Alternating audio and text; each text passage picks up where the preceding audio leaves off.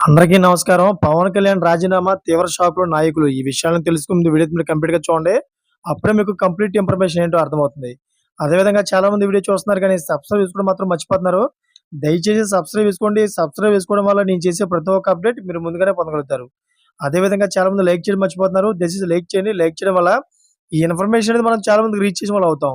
ఇంకా లేట్ చేయకుండా వీడియోలోకి వెళ్ళిపోదాం.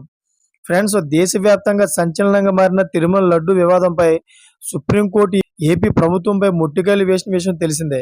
ప్రసాదంలో కల్తీ నెయ్యి కలిసిందని ఖచ్చితంగా ఎలా చెప్పగలరు? నెయ్యి రిపోర్టుపై సెకండ్ ఒపీనియన్ తీసుకున్నారా అని ప్రశ్నించింది. కనీసం దేవుడినైనా రాజకీయాల నుంచి దూరంగా పెట్టాలని, నెయ్యి కల్తీ జరిగినట్లు సాక్ష్యం చూపించాలని ఆదేశించింది. అయితే తాజాగా లడ్డు వివాదంపై మాజీ ఐఏఎస్ పివిఎస్ శర్మ ఘాటుగా స్పందించారు. శ్రీవారి ప్రసాదంపై CM Chandrababu, deputy CM Pawan Kalyan తప్పుదోవ పట్టించే ప్రకటనలు చేసి హిందువులను మోసం చేశారని మండిపడ్డారు.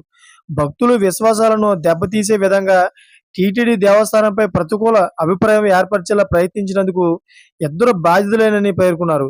హిందువులను తమ అబద్ధాలతో మోసం చేసినందుకు పశ్చాత్తాపంగా తమ పదవులకు రాజీనామా చేయాలని డిమాండ్ చేశారు.